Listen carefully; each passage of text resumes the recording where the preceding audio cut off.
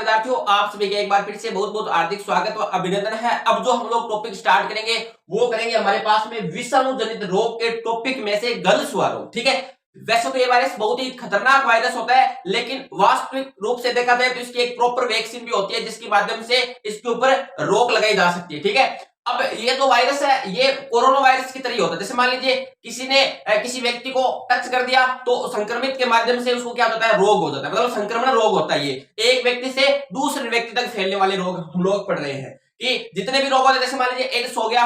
इससे पहले मैंने आपको बताया था कि पोलियो भी एक ऐसा रोग होता है जो क्या होता है, एक व्यक्ति से दूसरे व्यक्ति तक फैलता है। डेंगू भी ऐसे ही होता है। उसके बाद में मैंने आपको कई सारे वीडियो के माध्यम से विषाणु जनित रोग के टॉपिक के ऊपर बहुत सारे रोग वाले टॉपिक बनाकर दिए हैं, वीडियो बनाकर दिए। आप चाहे तो प्लेलिस्ट के माध्यम से उन सारे वीडियो को देखकर अपनी नॉलेज को बेहतरीन बना सकते हैं। ठीक है, और इसके द्वारा अब अगर आगे की बात की जाए तो ये भी हमारे पास में खतरनाक रोग होता है, तो इसको भी आपको क्या करना है, ध्यान से समझना है।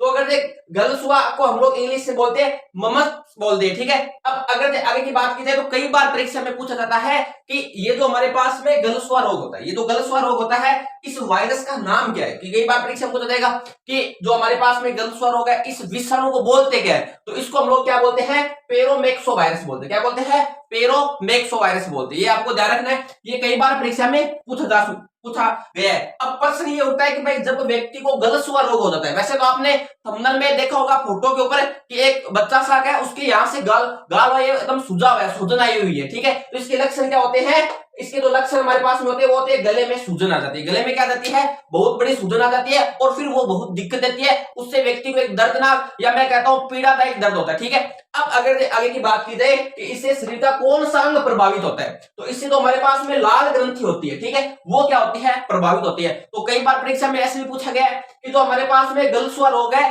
ये शरीर के किस अंग को प्रभावित करता है, तो ये किस अंग को प्रभावित करता है, लाल ग्रंथि को प्रभावित करता है। ठीक है, कौन से लक्षण क्या है इस गलसुआ रोग के, तो गले में क्या आ जाती है, सूजन आ जाती है। इस वायरस का क्या नाम है, पेरोमेक्सो वायरस नाम है। ठीक है, पढ़ क्या रहे हैं हम लोग, गलसुआ टॉपिक पढ़ रहे हैं। ठीक है, अब प्रश्न ये उठता है, चलो यहां तक समझ में आ गया कि जो गलसुआ रोग होता है उसके क्या लक्षण होते हैं, कौन से अंग को प्रभावित करता है। ठीक है, उसके बाद में इस वायरस का नाम क्या है। अब हम लोग आते हैं उपचार पर कि जब व्यक्ति को गलसुआ रोग हो जाता है तो इसका क्या उपचार है जिससे ये क्या हो जाए, ठीक हो जाए। तो आप सभी को जानना होगा कि जो गलसुआ रोग होता है तो इसका जो उपचार हमारे पास में होता है वो होता है MMR टीके। क्या होते हैं, MMR टीका।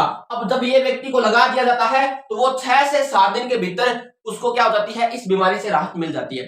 तो आपको कई बार परीक्षा में ये भी पूछ लिया जाता है कि जो हमारे पास में गलसुआ रोग है इससे व्यक्ति कितने समय में क्या हो सकता है, ठीक हो सकता है। तो कितने दिनों में, MMR वैक्सीन लेने पर 6 या 7 दिन के अंदर अंदर व्यक्ति को क्या मिल सकती है, इस रोग से राहत मिल सकती है। तो मेरे हिसाब से आपको ये पूरी कहानी समझ में आई होगी गलसुआ डिजीज या मम्मस डिजीज के बारे में। तो आशा करता हूं आपको पूरा वीडियो समझ में आया होगा। धन्यवाद, जय हिंद।